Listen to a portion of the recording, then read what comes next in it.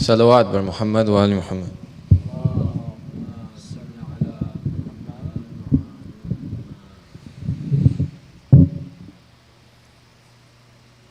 أعوذ بالله من الشيطان الرجيم.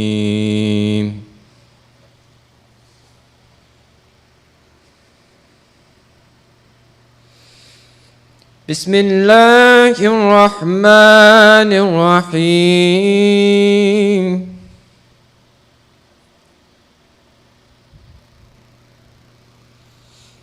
الله يبسط الرزق لمن يشاء ويقدر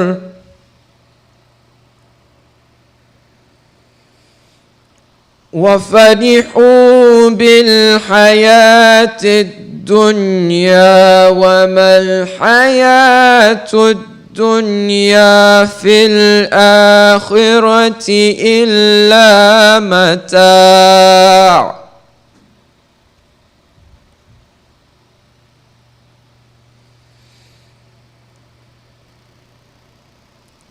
ويقول الذين كفروا لولا أنزل عليه آية من ربه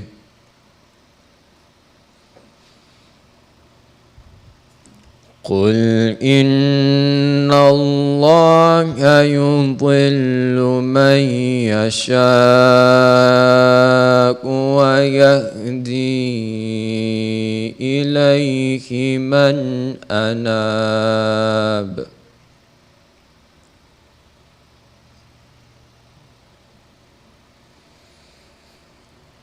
الذين آمنوا وتطمئن قلوبهم بذكر الله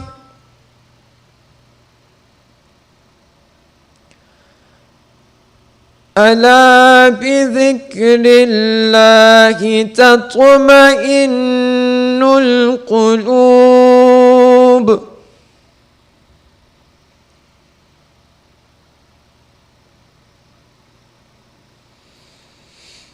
الذين آمنوا وعملوا الصالحات طوبى لهم وحسن مآب.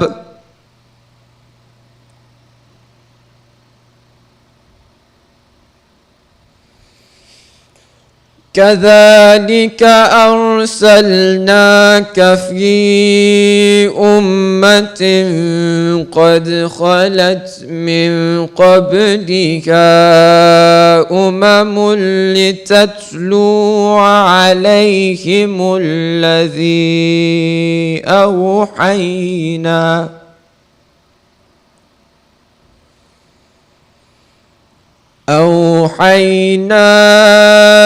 إليك وهم يكفرون بالرحمن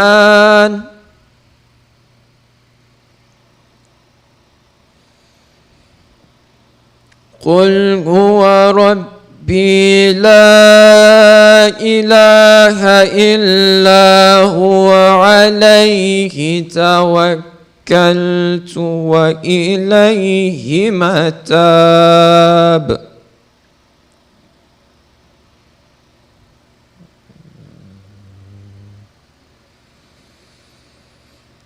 ولو أن قرآنا سيرت به الجبال أو قطعت بالأرض أو كلم به الموتى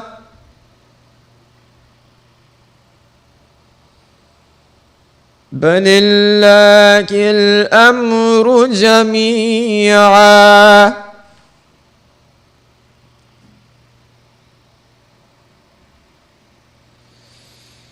أفلم ييأس الذين آمنوا أن لو يشاء الله لهدى الناس جميعا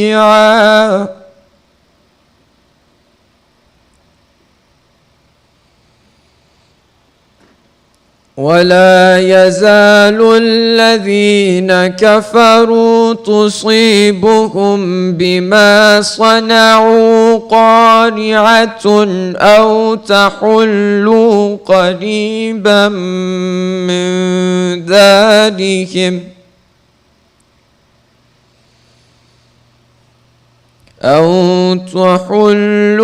قريبا من دارهم حتى يأتي وعد الله إن الله لا يخلف الميعاد.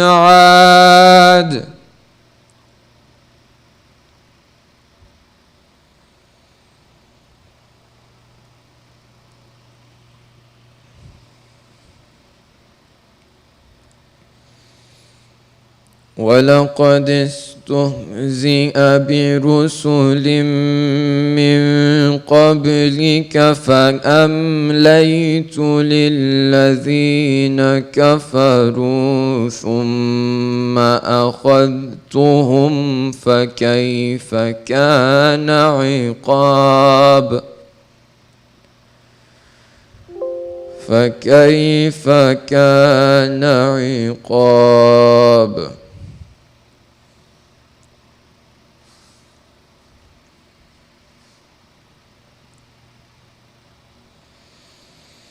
بسم الله الرحمن الرحيم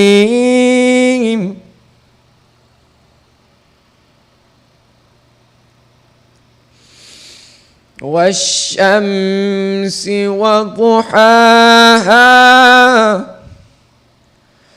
والقمر إذا تلاها والنهار إذا جلاها والليل إذا يغشاها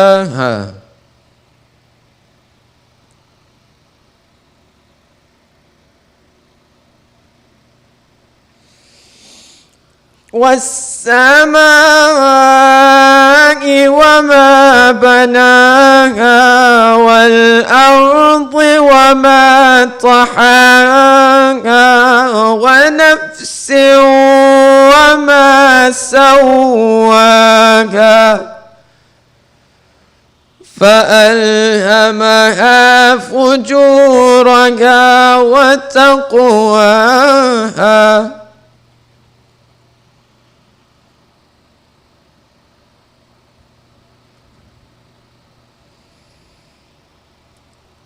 قد أفلح من زكاها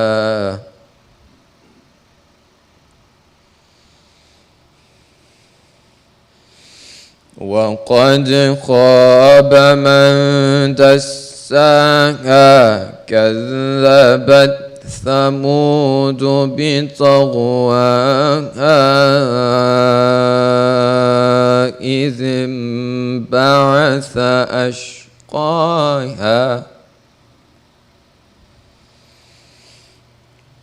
فقال لهم رسول الله ناقة الله وسقياها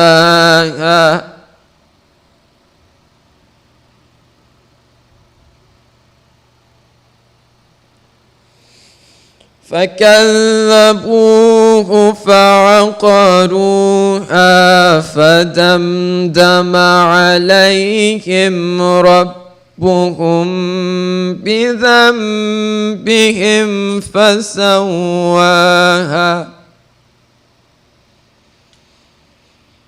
ولا يخاف عقباها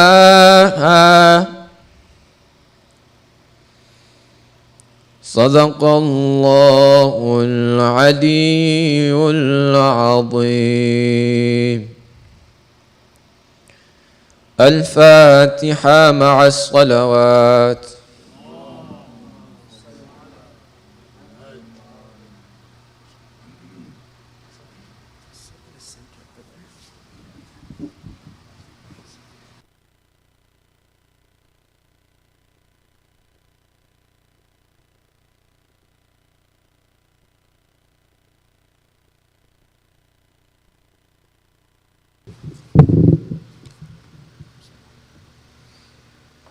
Salawat.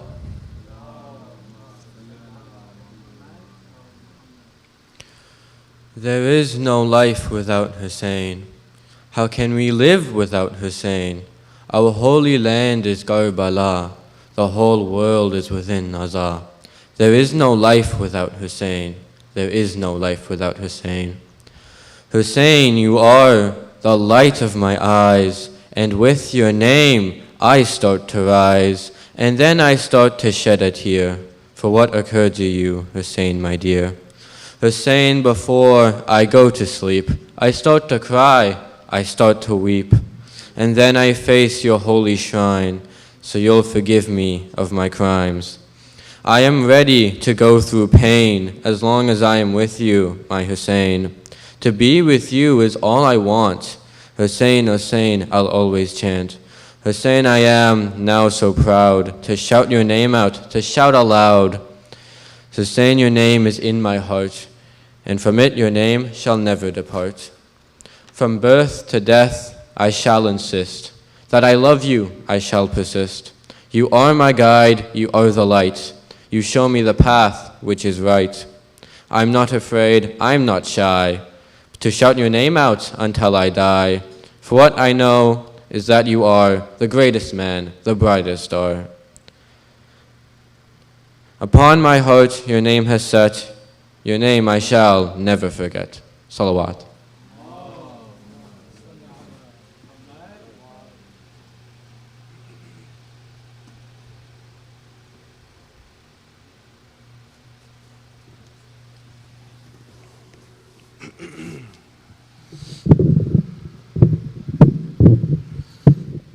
بر محمد وآل محمد صلوات اللہم صلی علی محمد وآل محمد.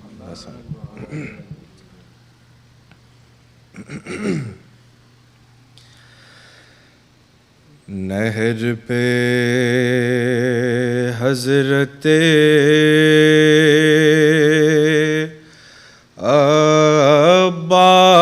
عباس کے لاشے کے قریب ایک بہن خستہ تنو کشتہ جگر خوفتہ نصیب بے نوا بے کسو بے پردہ لاچار و غریب، لیکن اس پر بھی محمد کے گھرانے کی نقیب. زرد چہرے پہ ہے بکھرے ہوئے بالوں کی نقاب، جیسے جزدان میں لپٹی ہوئی عصمت کی کتاب، اور جا بجا جسم پہ ہے خون کے دھبوں کے نشان، جیسے پیری میں اٹھائی ہو کوئی لاش جوان. ورم آنکھوں میں قمر خم ہے تو خاموش زبان، ضبط کا پھر بھی یہ عالم ہے کہ گریان افغان. کون بی بی ہے جو اس طرح سے جان کھوتی ہے، جس طرح لاش پہ بھائی کے بہن روتی ہے. اور محویت کا ہے یہ عالم کہ نظر ہٹتی نہیں، چومتی ہے کبھی شان تو کبھی جھک کے جبیں، کبھی تھراتا ہے لاشا کبھی مقتل کی زمین. خوف ہے عرش الہی نہ الٹ جائے کہیں، لاش عباس پہ یہ دختر حیدر تو نہیں، دیکھیے دیکھیے یہ زینب مضطر تو نہیں. رو کے کہتی ہے اٹھو صاحب شمشیر اٹھو،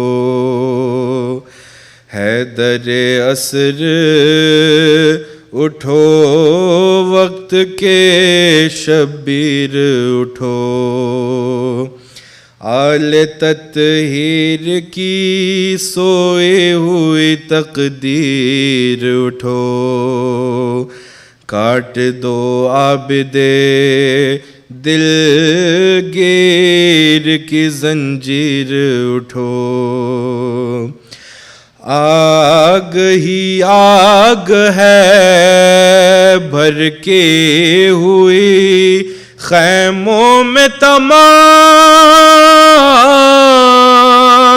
چھن گئی سر سے ردا جاتی ہوں اب سوئے شام.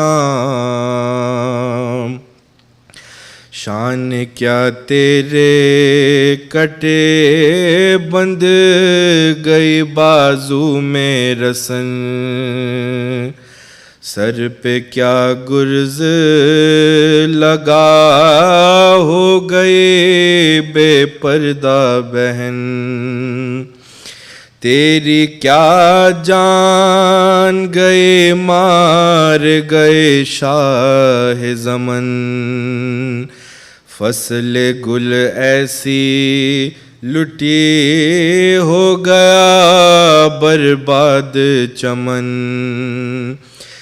چین سے سوئیں گے سب اہل ستم راتوں کو،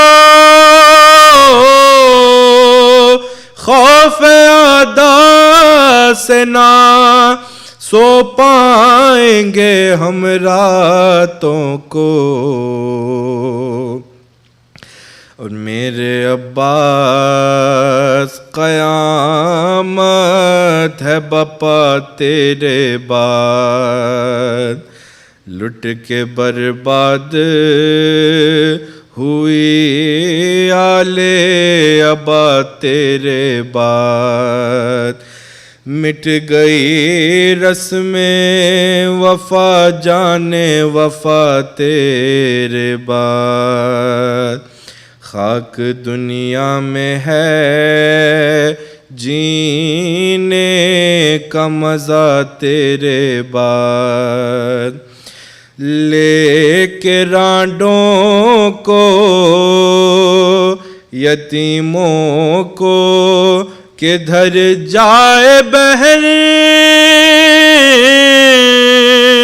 میرے عباس دعا مانگو کہ مر جائے بہن نہر پہ حضرت عباس کے لاشے کے قریب بر محمد و آل محمد صلوات.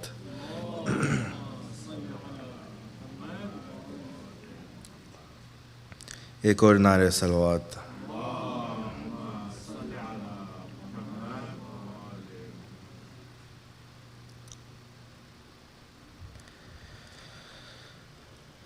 کہتے تھے شہیدیں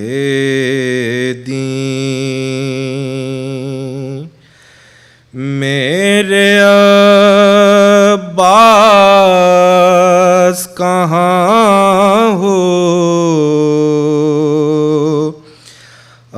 عباس کہاں ہو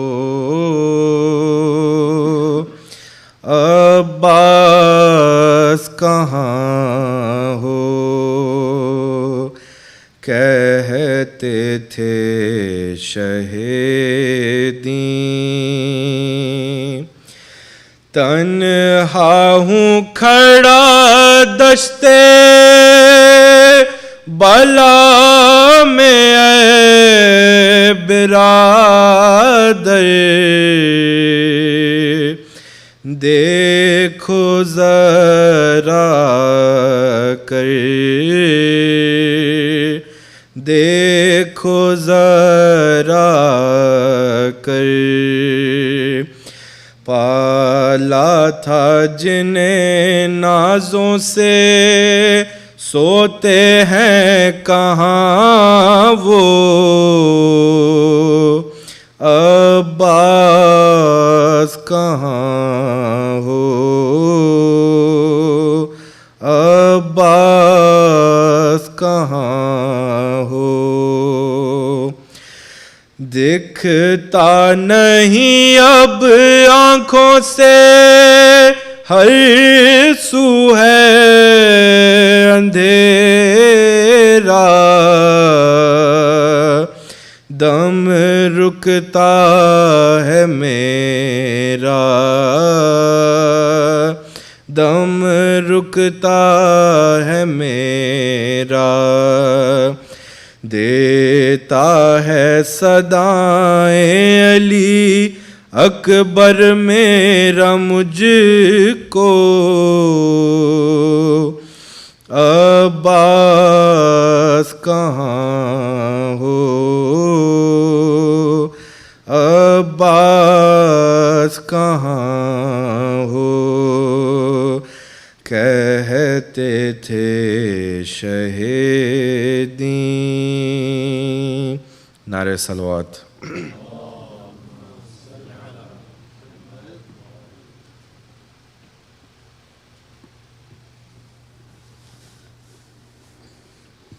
اعوذ باللہ من الشیطان الرجیم بسم اللہ الرحمن الرحیم وصلی اللہ علی محمد وآلہ الطاہرین. اللہم صل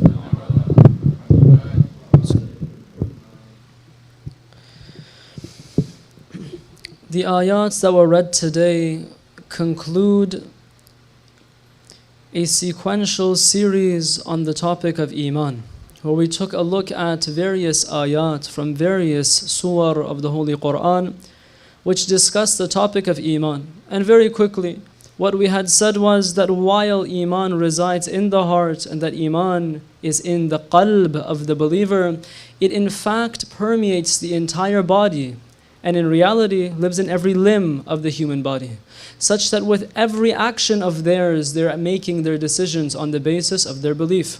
And that the person who makes selective decisions, that one time perhaps he may act in accordance with what the deen dictates and sometimes he may not.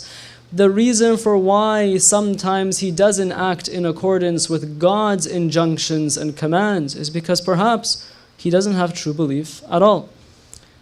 Yesterday we spoke about some of the effects of having true belief, and tonight we want to wrap up that discussion. In the ayat from Surah Al-Ra'd that were read tonight, we read that أَلَا بِذِكْرِ اللَّهِ تَطْمَئِنُّ الْقُلُوبِ, Surely in the remembrance of Allah do hearts find rest. What kind of rest?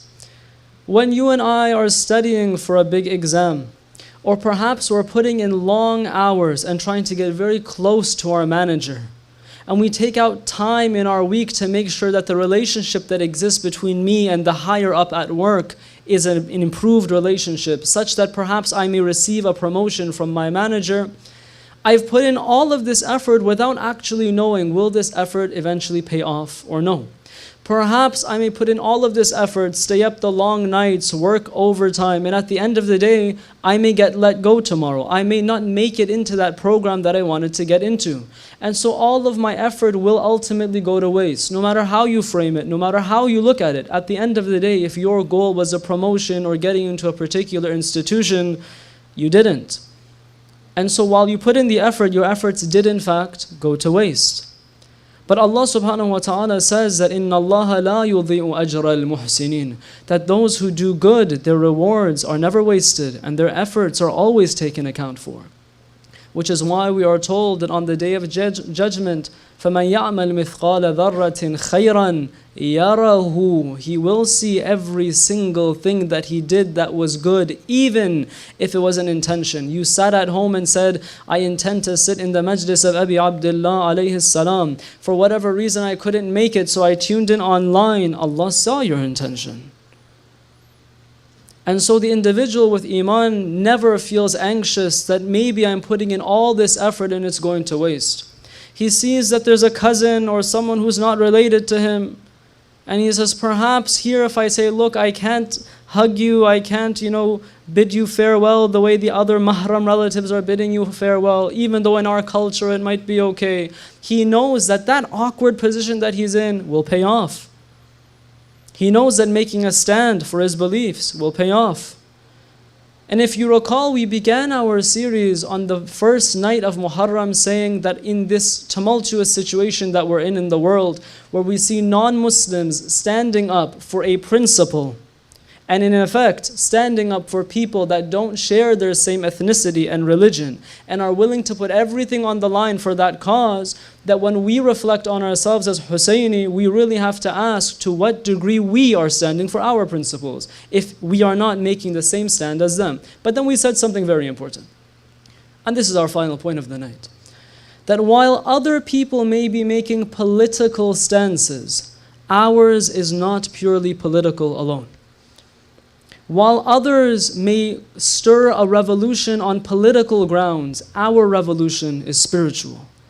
We find that the revolution that is successful is rooted in Iman Billah. If the message of Abi Abdullah alayhi salam through his sacrifice on the plains of Karbala nearly 1400 years ago reached you and I today, to the effect that you and I every year commemorate here wearing black and beat our chests, it's because of the faith of Abi Abdullah, not simply the blood of Abi Abdullah. We find that the revolutions in the world that remained and were not toppled thereafter are the ones which were Islamic in nature and not purely political, not on the lines of nationalism or a particular political ideology. And so you and I, when we want to stand up for the oppressed around the world, as we should be doing, and I'm sure you all are doing, just by judging the amount of scarves that I see around your necks tonight, we have to make sure that our activism is rooted in our belief in Allah, and that we don't just accept any form of activism with any activist. Rather, that change that we want to see in the world will happen as a result of our belief. And the believer knows all these efforts that he puts in never go to waste. Insha'Allah, you and I are on the front lines of making a change in the name of Abi Abdullah alayhi salam, and in waiting for the Hussein of our time with salawat ala Muhammad wa ali Muhammad.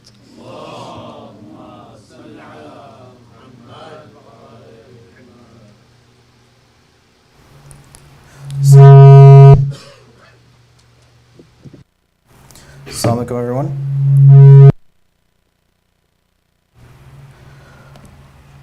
Thank you all for joining us tonight. Just a reminder that there's daily English and Urdu programs at the center.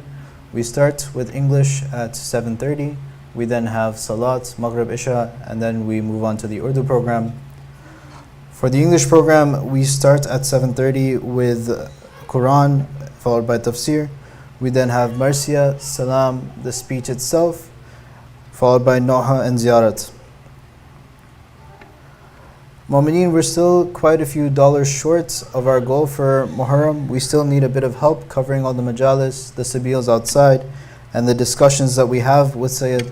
So we would greatly appreciate if you do decide to donate. We have both tap, e-transfer, cash available at both the brothers booth and the sisters booth outside. We also have headbands for sale, and we will have merch coming soon, inshallah. The Mahdi Youth Society also has the parallel program for kids aged 5 to 10, where we encourage them to join us for Quran, a short interactive lecture, nahas, and activities. As you know, this program runs in the basement, parallel to the main speech, so if you would like your children to participate, you can send them down during the speech, and we would also appreciate if you sign them up using the link we have on our socials.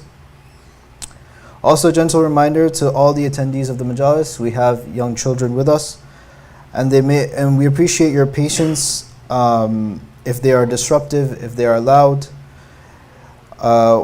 We just ask you to be patient with them and their parents that brought them here, so we can help facilitate their love for the Imam and his sacrifice, inshallah. We also ask you to recite Dua Sahat for the following individuals tonight: Bakr Hussain, Syed Muhammad Haider Rizvi, Batul Akbar, and Nishad Fatima. So Bismillah all together. Amma yujibul muzdarra idha da'ahu yakshifu su. Amma yujibul muzdarra idha da'ahu yakshifu su. أما يجيب المضطر إذا دعاه ويكشف السوء أما يجيب المضطر إذا دعاه ويكشف السوء أما يجيب المضطر إذا دعاه ويكشف السوء اللهم صل على محمد. There's also a request for Fatiha for tonight's sponsors, Marhumin. We ask you to recite Fatiha for Haider Ali, Jafar Hassan, Muhammad Hussain, Abida family, and the Bakr family, as well as our Sayyid Asad Jafri. Al-Fatiha.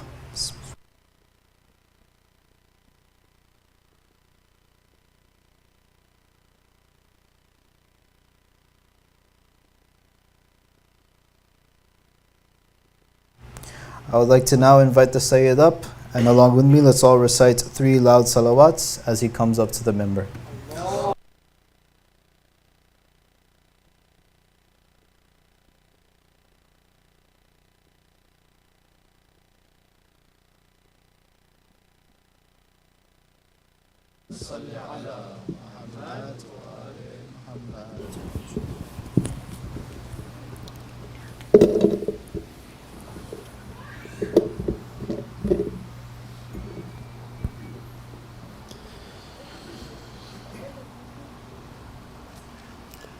أعوذ بالله من الشيطان الرجيم بسم الله الرحمن الرحيم الحمد لله رب العالمين بارئ الخلائق أجمعين ثم الصلاة والسلام على أشرف الأنبياء والمرسلين حبيب قلوبنا وطبيب نفوسنا أبي القاسم المصطفى محمد اللهم صل على محمد وعلى أهل بيته الطيبين الطاهرين لا سيما بقية الله في الأراضين روحي وأرواحنا لتراب مقدمه الفداء فقد قال الله في كتابه المجيد أعوذ بالله من الشيطان الرجيم كنتم خير أمة أخرجت للناس تأمرون بالمعروف وتنهون عن المنكر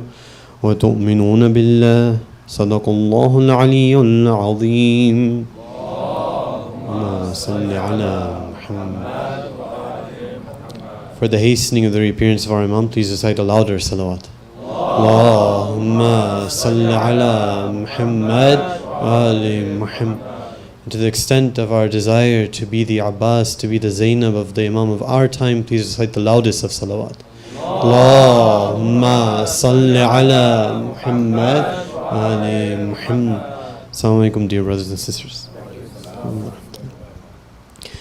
What we've been discussing is about the intellect, and we've reached a point where we're talking about what a society that is formed on the intellect and is using the intellect properly, what does it look like, how does it act?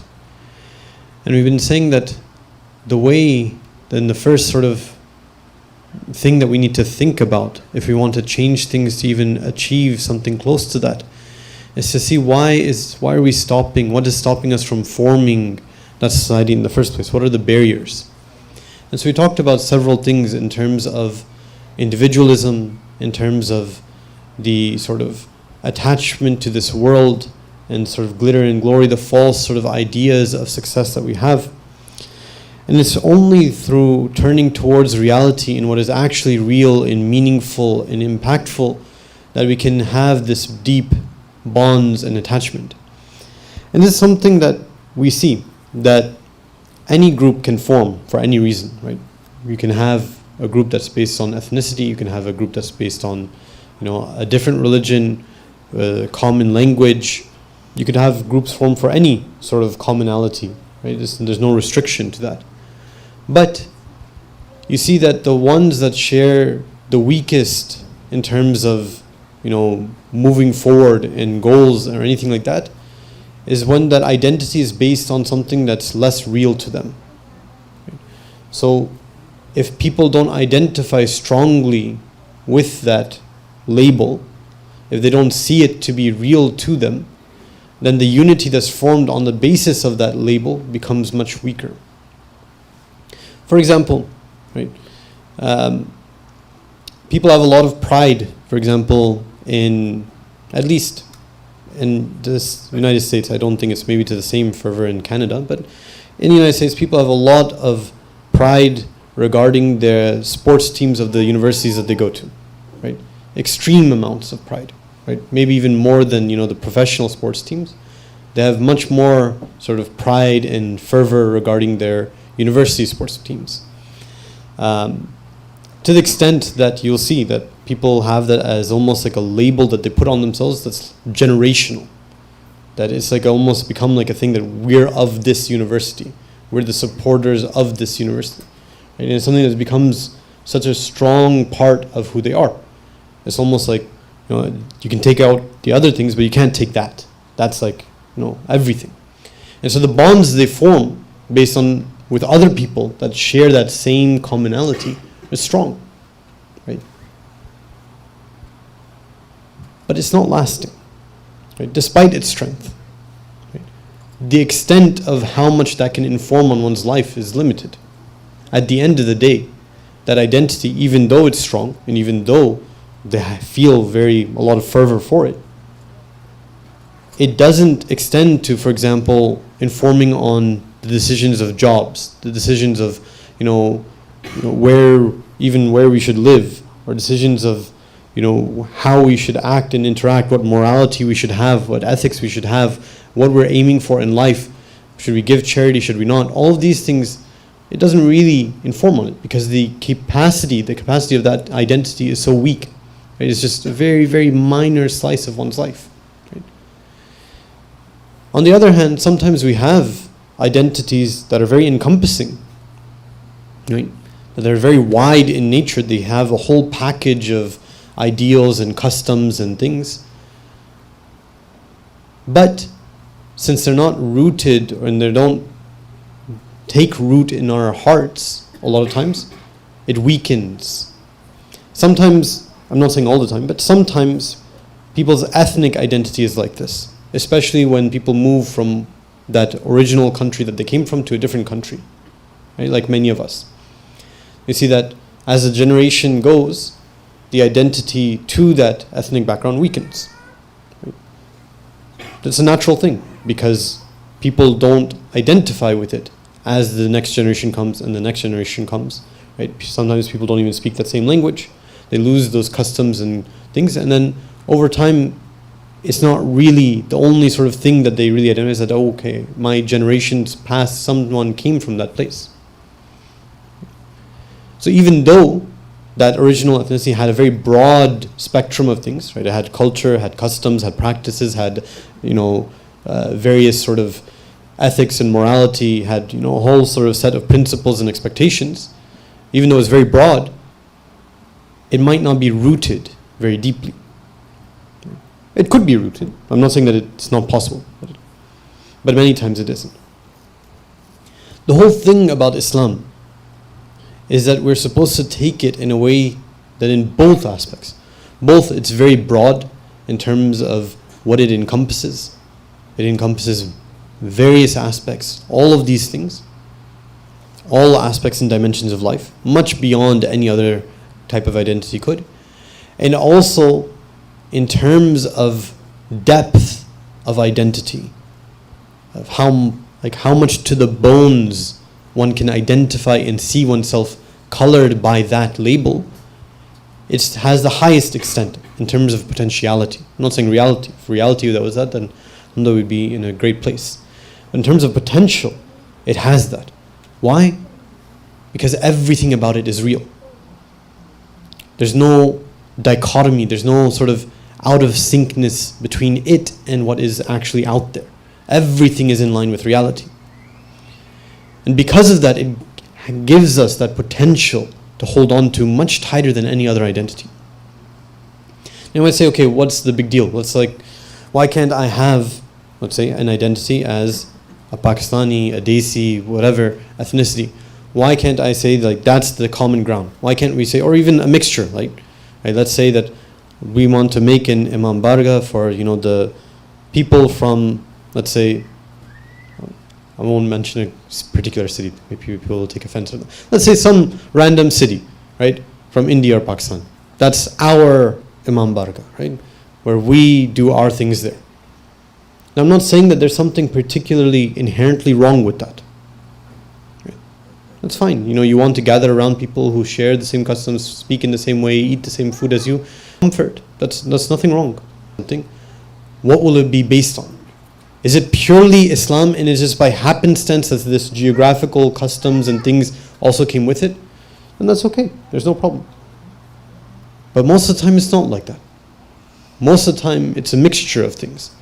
And so when push comes to shove, and I'm saying that, okay, it would be a lot better, it would be serving the community better if we had a joint program. It would be serving the community better if the program was in English, for example.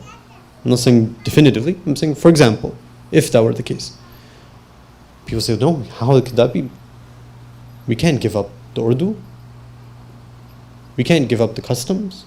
We can't give up that. And so you see that the decision making changed. What happened the idea wasn't what is Islamically better. What is my Islamic label pulling me towards? That identity pulling me towards. Rather, it's this other label. And that forms a lot of issues that we find. If we want to have anything resembling an ideal society, then first and foremost we have to identify ourselves as purely Muslims. And I said many times, right? That doesn't mean that nothing about you can be defined by any other characteristic. No, it can and it is. But those aren't primary. Those aren't fundamental. They don't change whether or not I choose and accept something from Islam or not. Now, if we look at the verse that we recited, it said, أعوذ بالله من الشيطان الرجيم كنتم خير أمة أخرجت للناس تأمرون بالمعروف وتنهون عن المنكر وتؤمنون بالله. It says that you are the best of nations. Right?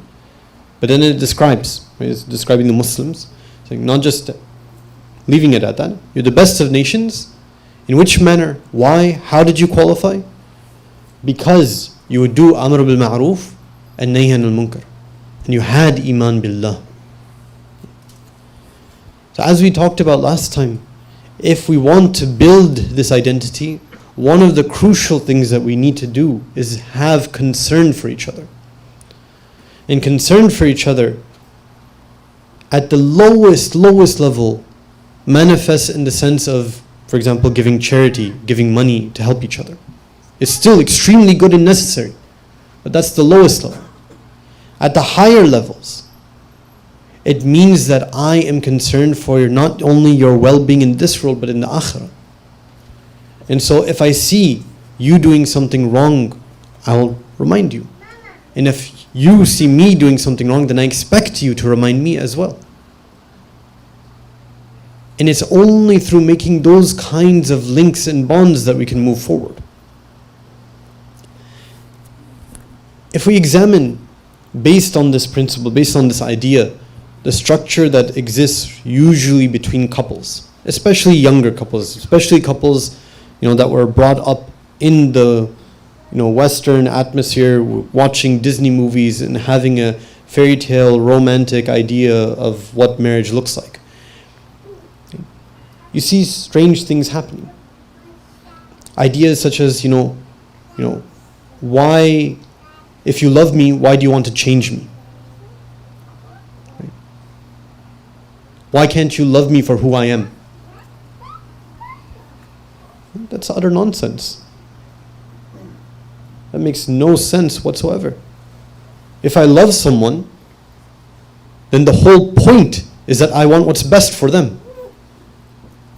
And that obviously means that they're going to change. They're going to become better, inshallah. Obviously I want them to change. I want me to change too. That's the whole point. But for some reason we have this idea that no, I need to be accepted for who I am at this moment, whatever I decide, and nobody has the right to tell me otherwise. Islam doesn't accept that. Not at all.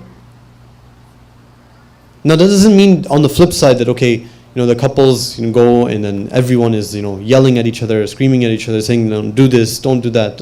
No, obviously it should be a loving relationship. It shouldn't be that, grudges are held on to, that, people are like, no, you did the wrong thing, you oppressed me. No, let go of it. We have, for example, a beautiful ayah of the Quran. It says, the end of Surah Fatih. It says, أعوذ بالله من الشيطان الرجيم محمد رسول الله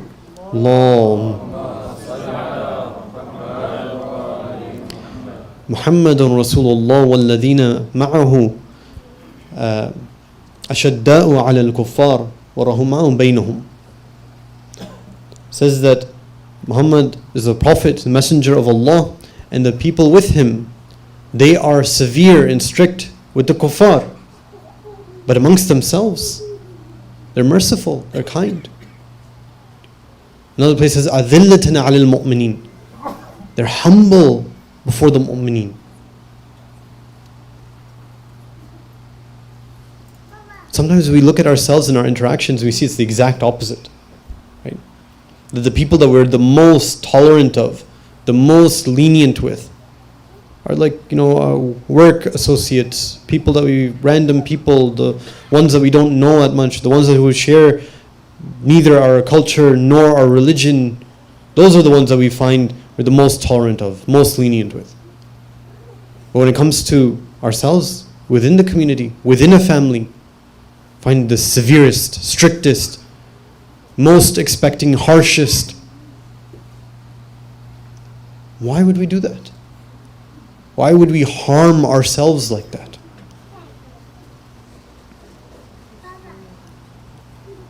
If we treat each other with that respect and love and care and give each other time and time again, opportunity after opportunity to become better, then it becomes something beautiful. But if we're always at each other's throats, waiting for each other to make a mistake and then point it out and laugh at it and make fun or to put that person down and denigrate them, that's never going to build something powerful. That's never going to build meaningful bonds. This is not something that's some strange idea that I'm talking about. It's something that should practically be common sense for anyone who has a level of maturity and experience in life. Those bonds are not going to be made in that manner. Now, again, that doesn't mean Right? I'm trying to sort of balance the two extremes. That doesn't mean that I'm just completely let go and I'm like the yes man to everything that's happening in my family. You do something bad, I'm saying it's okay. You do something good, every time you do anything, I clap my hands and I say, great job. No, obviously not. There has to be a reaction. There has to be a push. There has to be critique. There has to be all that.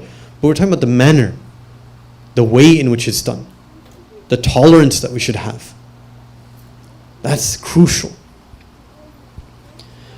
Now there's another series of hadith, maybe just to sort of really solidify this concept and the importance of this Amr bil Ma'ruf.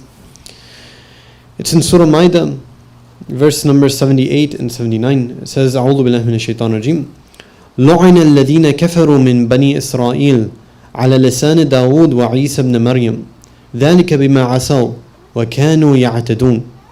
It says, cursed are the ones who did kufr, who disbelieved from among the Bani Israel upon the tongues of Dawood and Isa ibn Maryam. And this is for why? Because of that which they disobeyed and what they've done in transgression. Then the next ayah, describing in which manner did they disobey? How did they do this transgression? كانوا لا يتناهون عن منكر فعلوه. They used to not forbid each other from the wrong that was being done, that they were committing. This caused them to be cursed on the tongues of prophets. So just trying to encapsulate within ourselves the importance of this. That without this, without having this perspective, then everything else starts to go away. Because if we're not that check on each other, if we're not guaranteeing each other, we're not looking out for each other, and caring and safeguarding each other's iman, then as an individual, it's extremely unlikely for us to make it. And if we don't make it, then the whole fabric of that society erases.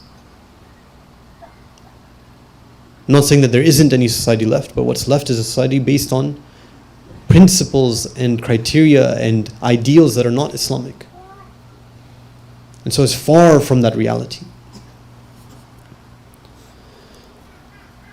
Now, just again to make maybe this sink in a bit further from a little different aspect. Let's look at it from a slightly different perspective.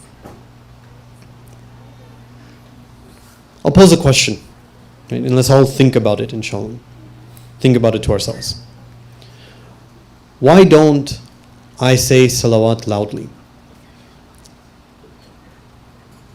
Sure, there's times when everyone is there and the speaker said, say it on the loudest of your voice, and then okay, yeah, people do it. Right? They've been pushed so much that eventually, they do it. But on my own, if everybody else isn't doing it, if I would be the only one doing it. Yes, some sisters might say, okay, we don't want to do it because it's a mixed gathering. That's fair. That's your reason. You don't want your voice to be heard by non-mahrams. That's completely fair. That's good, mashallah. But what about in the sisters' gatherings? Again, everyone doing it, probably you'll do it too. But what about when very few people are? Why am I so afraid to be saying it? What's keeping me back? Is it something that, I'm so holy and spiritual that, my voice can only go a certain level of decibels, and beyond that, it's not allowed for me to heighten my voice? Because I would love to read where that's recommended, but as far as I know, that's not. But it's such a sort of almost fundamental thing, not in terms of comparing it to Tawheed in levels of importance, but in terms of how easy the practice is and how commonplace it is and how obvious it is. Why wouldn't we do it? What's holding us back? And each person might have a particular individual thing, a plethora of various, variety of individual reasons. They don't feel it, they don't want to do it, it seems weird, it seems strange, this and that. But one of those things for sure is this, is that there's also not really any social expectation for me to do it. If I don't do it, it's not like anyone will look at me weird as if like, why didn't you say the salawat? Right? Sometimes it's the opposite. The people who say loud get the weird looks. Right?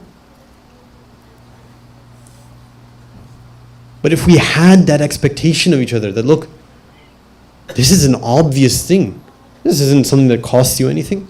This isn't something that you need to sacrifice anything for. It's a very easy expression of devotion. I would expect you to at least be able to do that. Even if you don't believe it, at least fake it till you make it.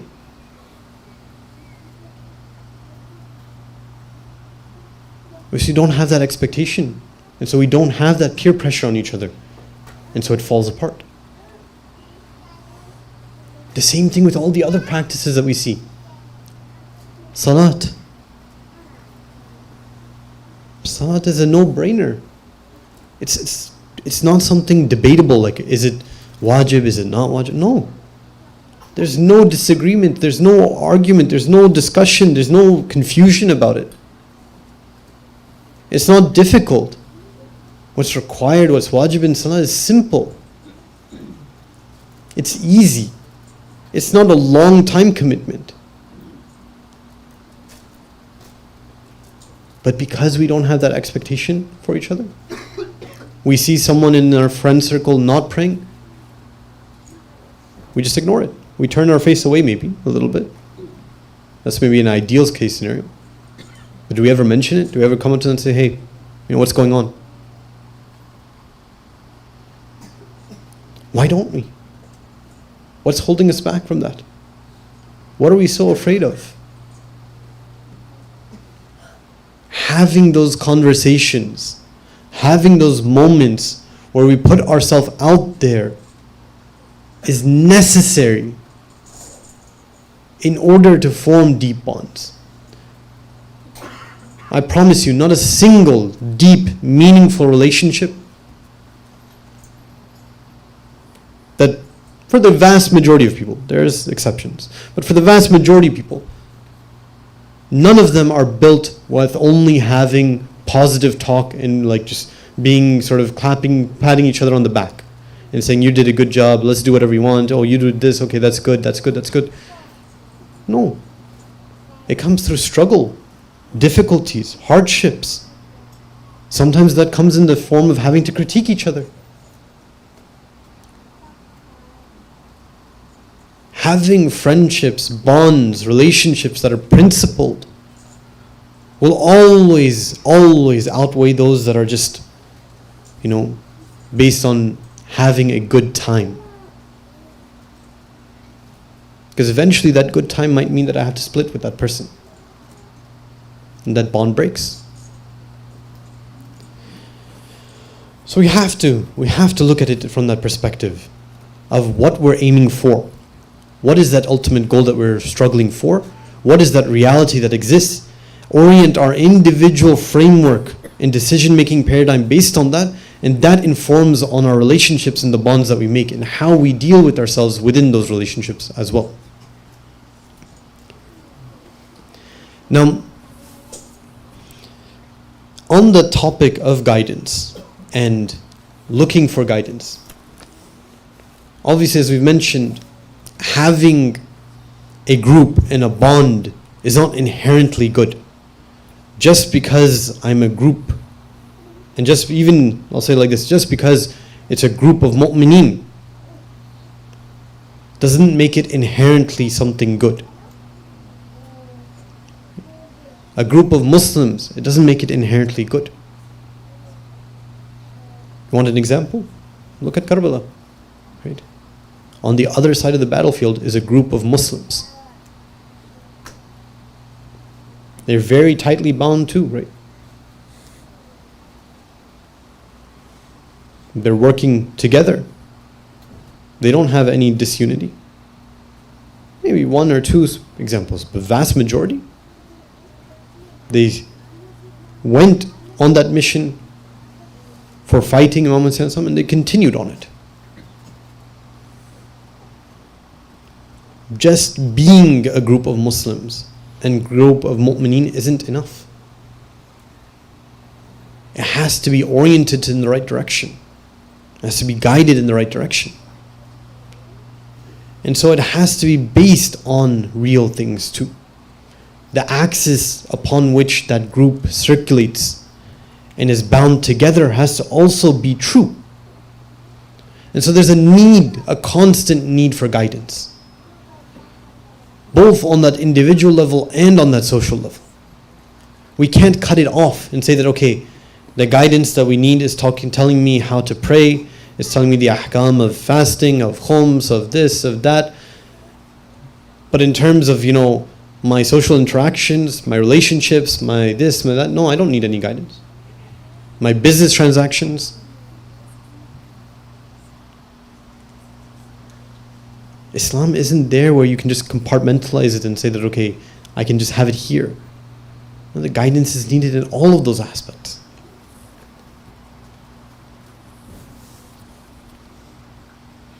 Now,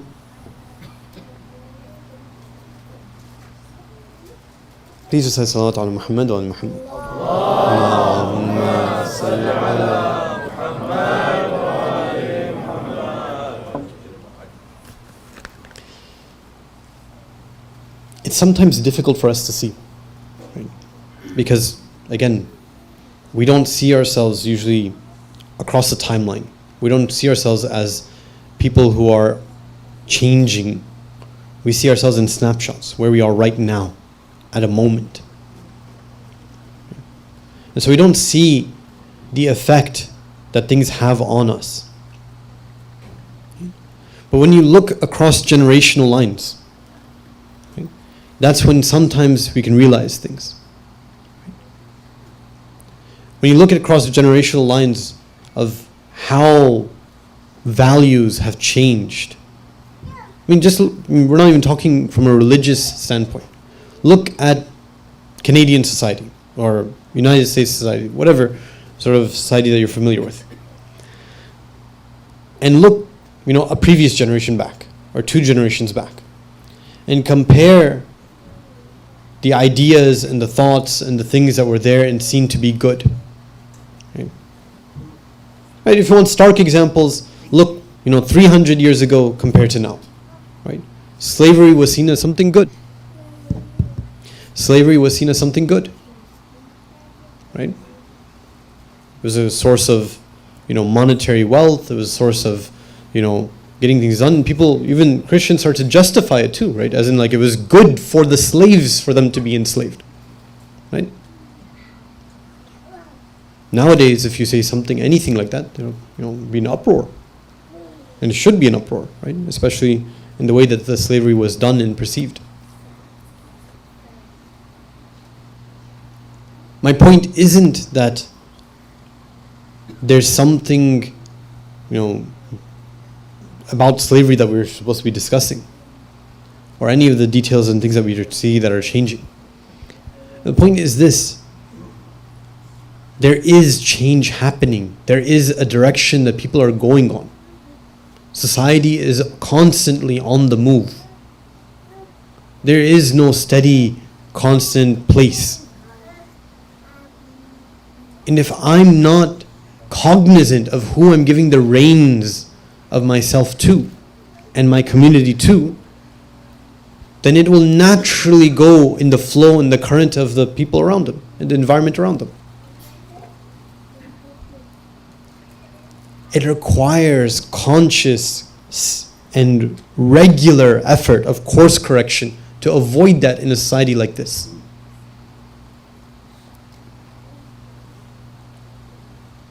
And that does not happen just by being together. Right? Because all it does, if you're together, will just reinforce what everyone is thinking and doing. That doesn't mean that it's going to be the right thing. So just by being together, it could actually push us further and quicker on the wrong way if we're not careful.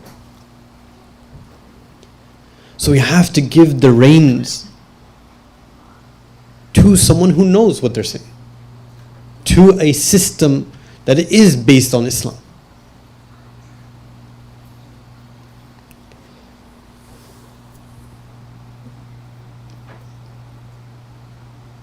I'll mention another verse in the Quran.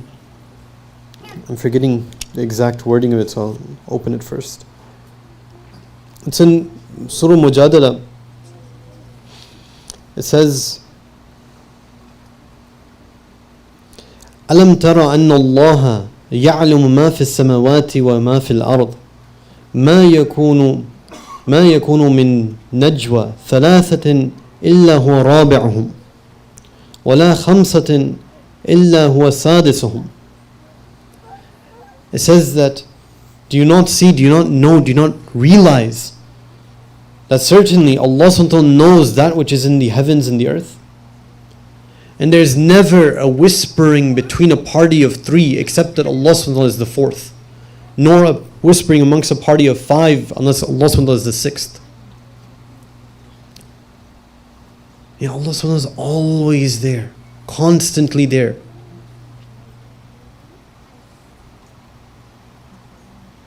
Wherever we are, wherever we turn, Allah subhanahu wa ta'ala is there.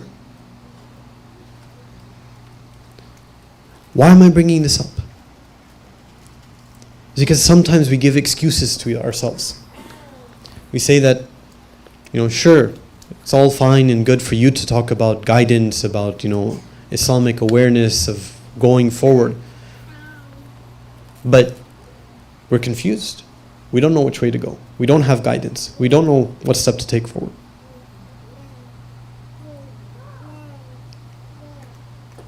Let's not trick ourselves. Let's not deceive ourselves. Yes, I'm not saying that everybody knows all the intricacies of Islam. Of course not. But almost for sure, we all know things that we're not acting on. We all know things that we could be doing, that are in front of us to do. Biggest example is this Quran. How often do we read it? How often do we contemplate on it?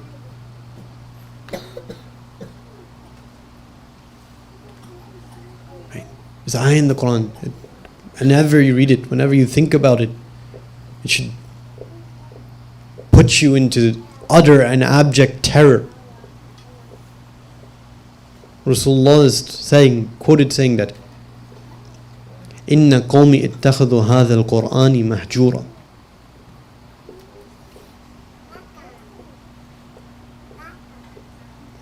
My qawm, not a different people, not a different sort of group of people, not the disbelievers. My qawm, my people, have relegated this Quran to oblivion.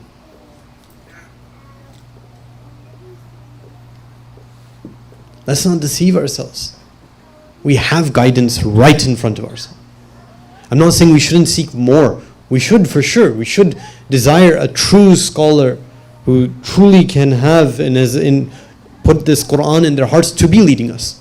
We obviously need that. But does that mean, in the sense, if I don't have that scholar right in front of me, I don't have anything I can do? No. Guidance is there. Allah subhanahu wa ta'ala is talking to us in this Quran. It's a book of guidance for us.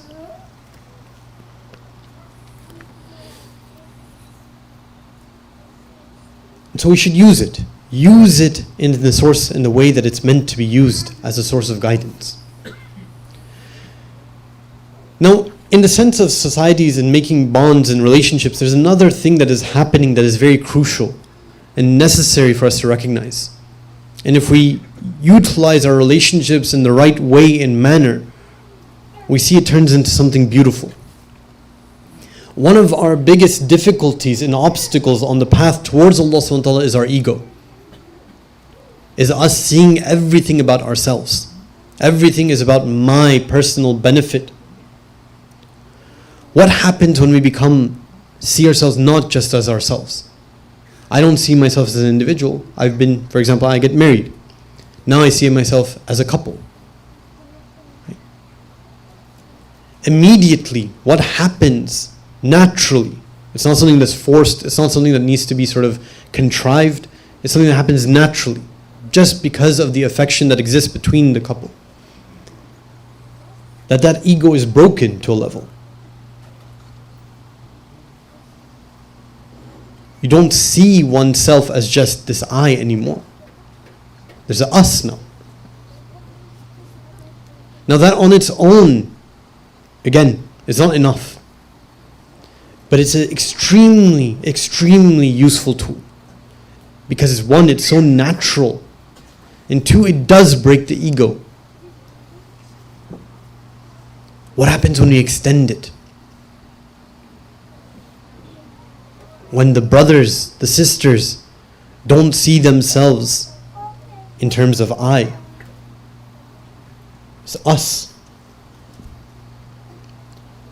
If I could truly do that, see the ummah as one body, where if it's pained in one place, the whole body is pained. If I could truly do that, then a major portion and obstacle of the ego is erased.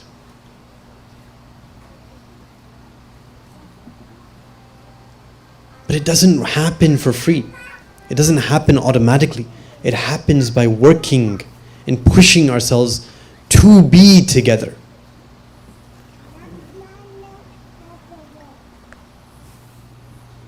Now, what's the connection between all of this and this intellect and a society based on the intellect? It's because all of these things that we're talking about, the structures of the family and the society and the ideals that we're going towards, they're all directed and informed by the intellect. The intellect pushes us in this direction. There's a beautiful hadith that says that the one who seeks knowledge, the one who is in the pursuit of knowledge, the angels spread their wings underneath their footsteps. It continues to say that فَضْلُ الْعَالِمْ عَلَى الْعَابِدِ, the sort of superiority of the person who knows, right, over the one who worships. Right? Obviously the one who knows also worships. I'm not saying that he doesn't worship. But the one who knows, and through that knowledge, that perception, that insight, worships, over the one who just worships, is like the superiority of a full moon over the stars on a night.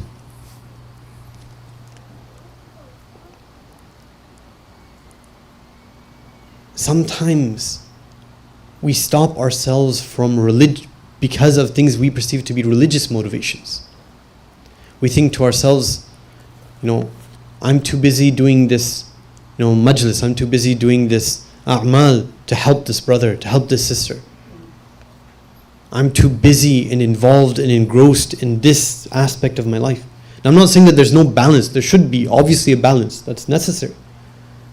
But we're talking about perspective, how we're looking at things. If I don't see them as separate from me, then why would I look and prioritize things in that way? It's the one who has insight into reality and sees it as a real bond, a real thing, a real inseparable nature between me and the fellow believers that can make those decisions. Otherwise, I see it always in terms of sacrifice. I'm giving up my personal thing for them. That's not how the caravan of Imam Hussain saw it. They didn't see, I'm giving up my life for the Imam. They saw their lives as owned by the Imam for that purpose, for Allah subhanahu wa ta'ala. They were subsumed within that identity. That's what we're aiming for. To make bonds on that level. And if we don't make bonds on that level, we cannot expect that ideal society to come about. inshallah we can spend a few minutes commemorating and saying the Masa'ib of Abu Abdullah al-Hussein.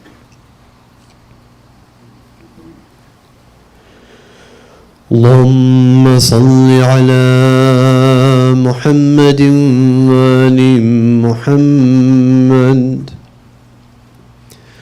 السلام عليك يا أبا عبد الله وعلى الأرواح التي حلت بفنائك.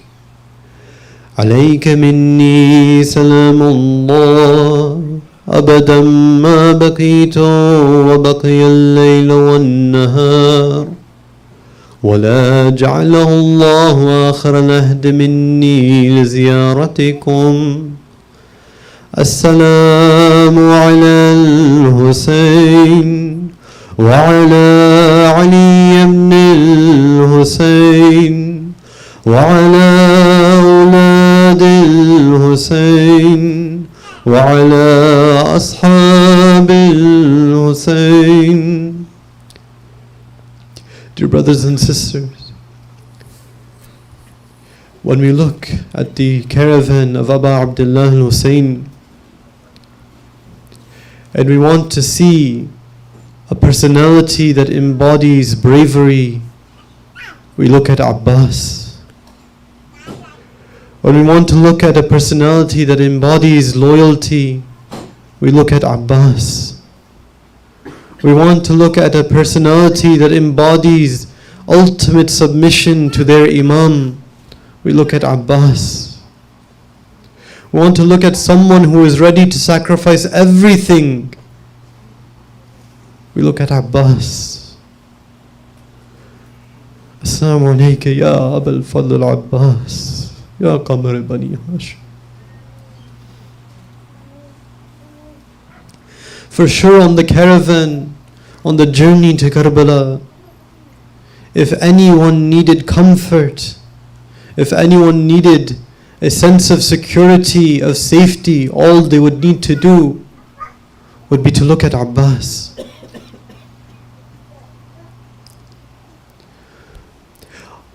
One of the events in Ashura is that the Mal'oon Shimr at a time comes and approaches the tents calling out to Hazrat Abbas and his brothers because they shared a relation from the side of their mother with Shimr. He calls out to them and it's narrated that they don't respond until the Imam Hussein says that answer him, even if he's a fasiq, still answer him. They go out to see what he wants. And he says to them, come to me. I've been given a letter that guarantees your safety. You'll be safe, you don't need to die. It's narrated that Abbas responds, are you not ashamed? You're giving safety to me and you expect me to leave Imam Hussein? You're giving safety to me and expect me to leave him? And for him to die? They reject that letter. We mentioned that in the night when in the tent Imam Hussein's son had called all of the companions and his family together, the first to speak up and announce their devotion and readiness to sacrifice themselves for Abu Abdullah was Abbas.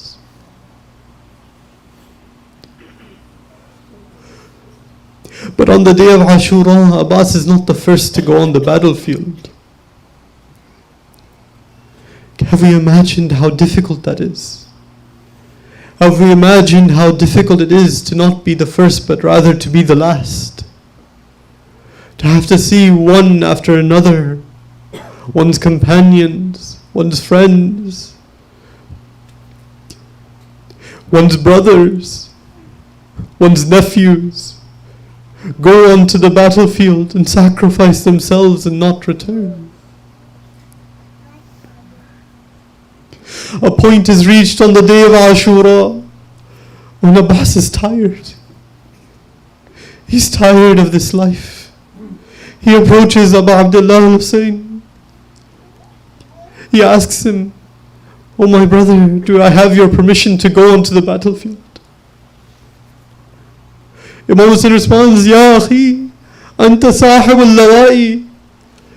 You're the chief, you're the commander. If you go, what's left of my army? What's left of these people?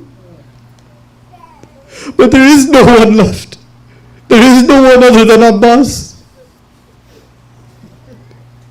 According to some narrations, it said that Imam Hussein and Abbas, hearing the children's cries of Al-Atash at that time, Al-Atash of thirst, hearing the children's cries, that Imam Hussein tells his brother, "Okay, go on to the battlefield, but go to the water and come back with that." It's narrated that Abbas fights valiantly. He goes until he reaches the Euphrates. Think about Abbas. How thirsty he must have been at that moment. How tired he must have been at that moment. It's narrated that perhaps he reached his hand into that water and raised it to his lips. But at that moment he thinks, "Am I going to drink this water while Hussein and the children are thirsty?" So he doesn't drink the water. He starts carrying the water back. But it's narrated that he struck on the right side and his right arm falls. Then he struck on the left and the left arm. Until eventually he struck on the head and he falls from his horse. Dear brothers and sisters, have you thought about it? How does someone without arms break their fall? In which manner would he have fallen from?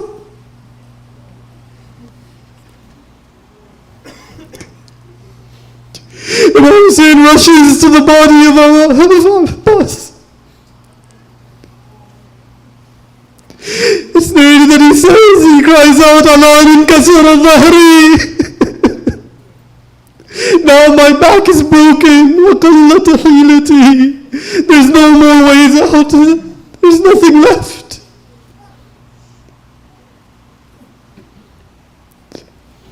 Until that time, Abu Abdullah Hussein still had one companion, still had someone to rely on. But now he's left alone. And the cries of Halman, Nasrin Yansurani, Halman Dhaman Yadhan Hadru Habba.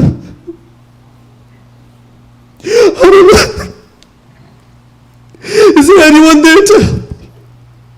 All of these cries remain unanswered. على لعنة الله على القوم الظالمين وسيعلم الذين ظلموا أي منقلب ينقلبون. ماتم حسين.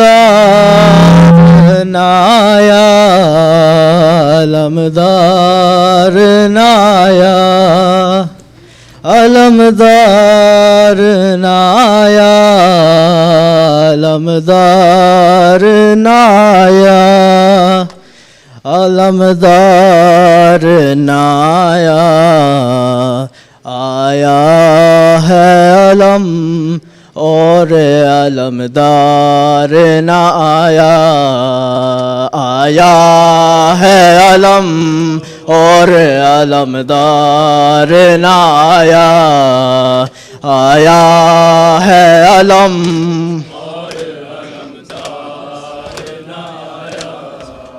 دریا سے دل حیدر کرار نہ آیا، آیا ہے علم اور علمدار، یا آیا ہے علم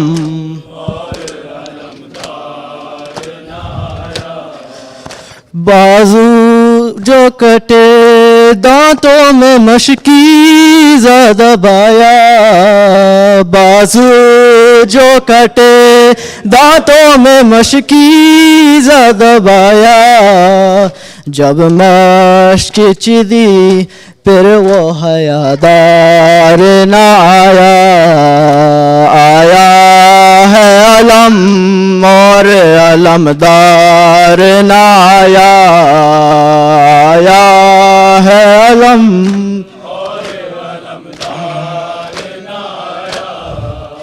ہر لاش پہ بائی کا مددگار تغازی، ہر لاش پہ بائی کا مددگار تغازی، بعد اس کے کوئی شے کا مددگار نہ آیا، آیا ہے علم اور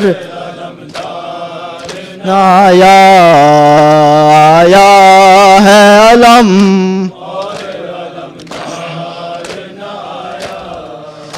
جب تک وہ رہا چادر زینب کا محافظ، جب تک وہ رہا چادر زینب کا محافظ، خیمے کی طرف کوئی ستمگار نہ آیا، آیا ہے علم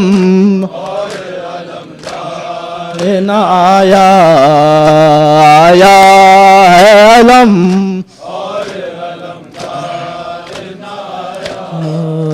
بازو تا جو شبیر کب بازو ہوا وہ، بازو تا جو شبیر کب بازو ہوا وہ، بے دست وہ دست شہ ابرار نہ آیا، آیا ہے علم اور علمدار نہ آیا، آیا ہے علم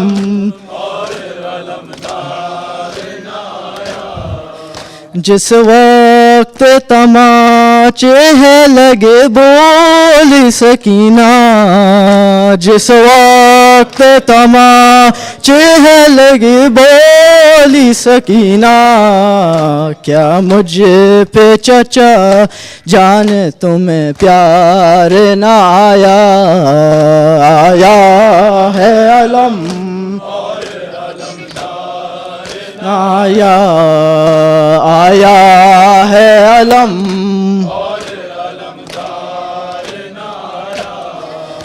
ہے مجھ کو یقین نیز پہ غازی کو یہ غمتا، ہے مجھ کو یقین نیز پہ غازی کو یہ غمتا، قبضے میں میرے شام کا بازار نہ آیا، آیا ہے علم اور علمدار نہ آیا، آیا ہے علم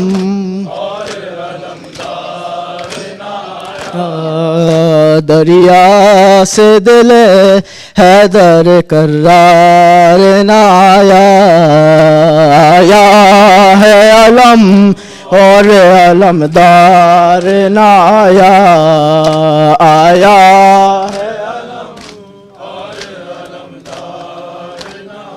یا عباس یا عباس یا عباس یا عباس یا عباس یا عباس یا عباس یا عباس یا عباس یا عباس یا عباس یا عباس یا عباس یا عباس Ya Abbas, Ya Abbas, Ya Abbas, Ya Abbas.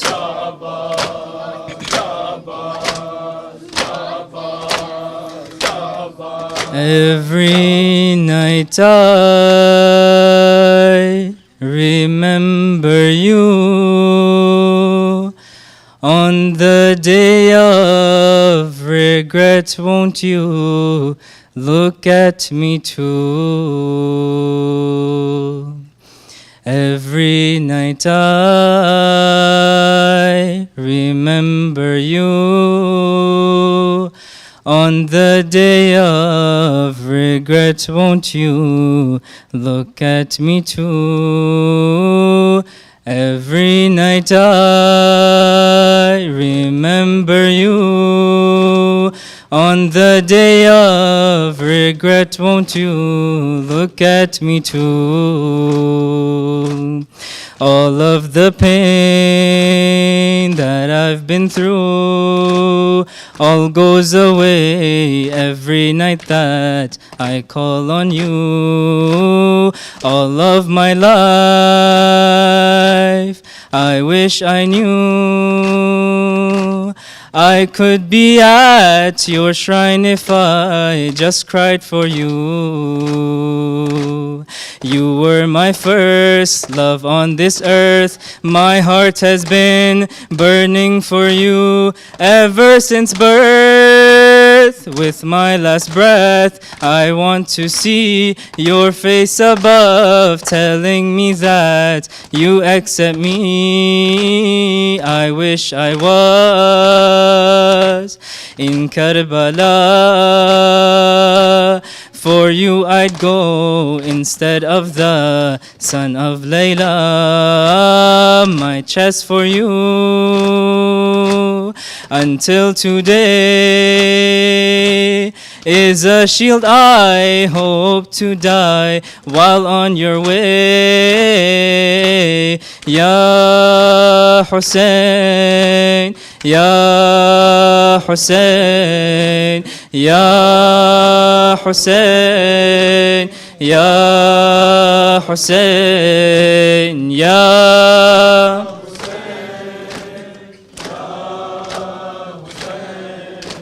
Ya Hussein.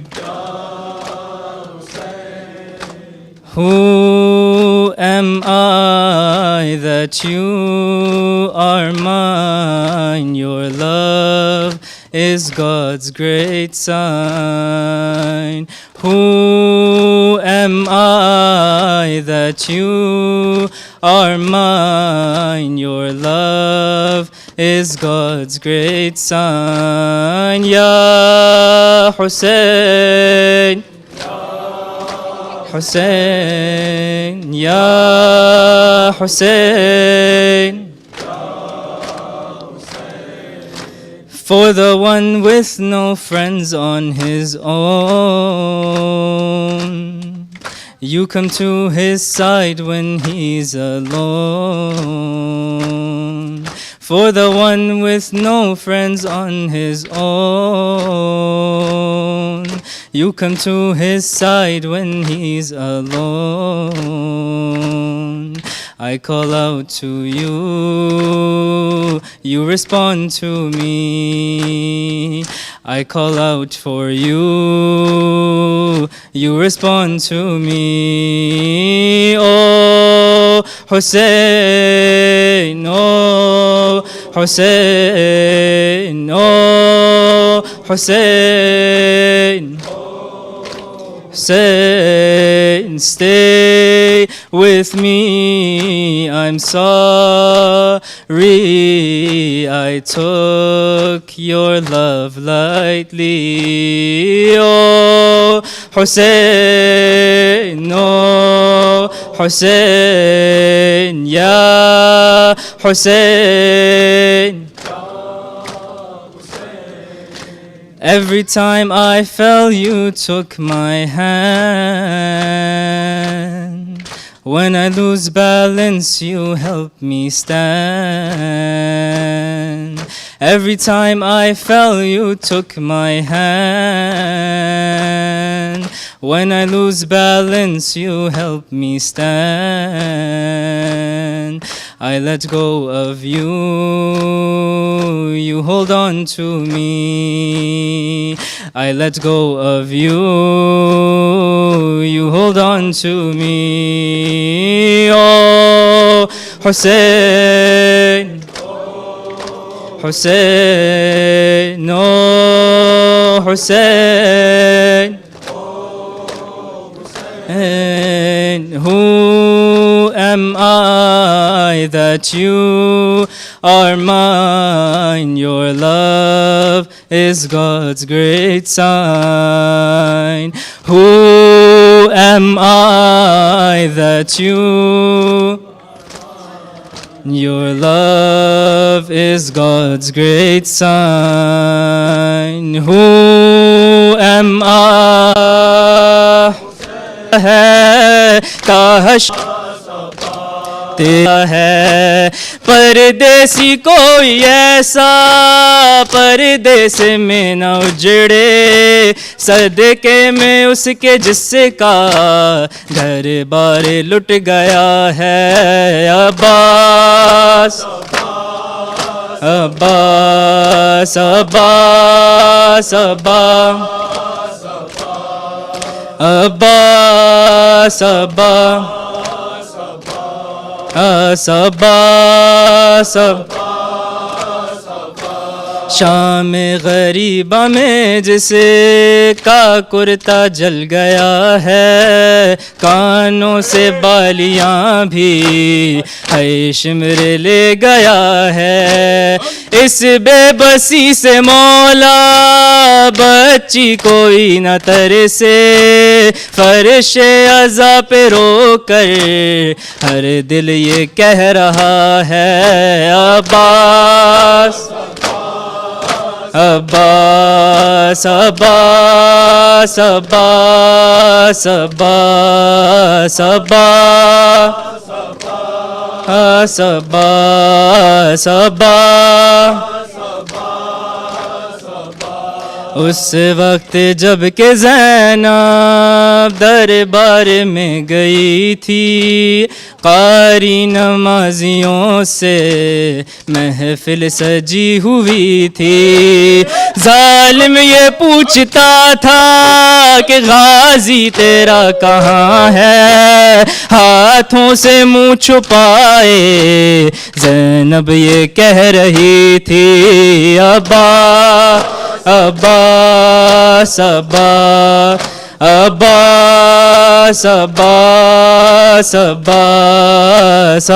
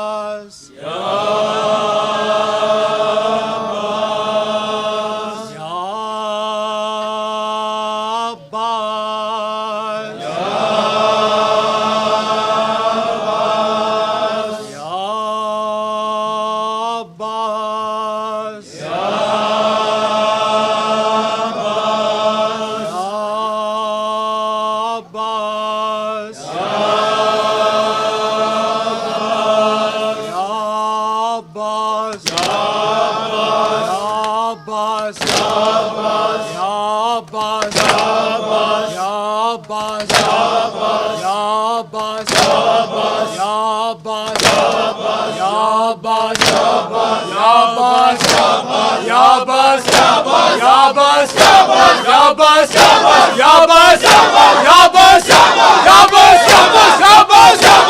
bas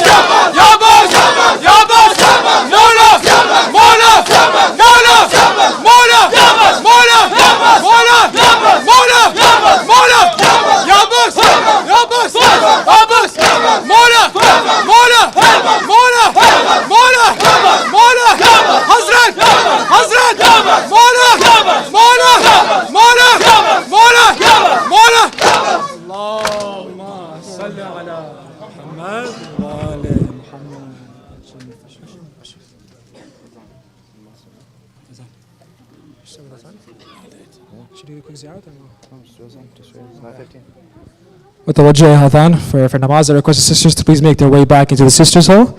We'll be offering adhan for Maghrib prayer. Thank you.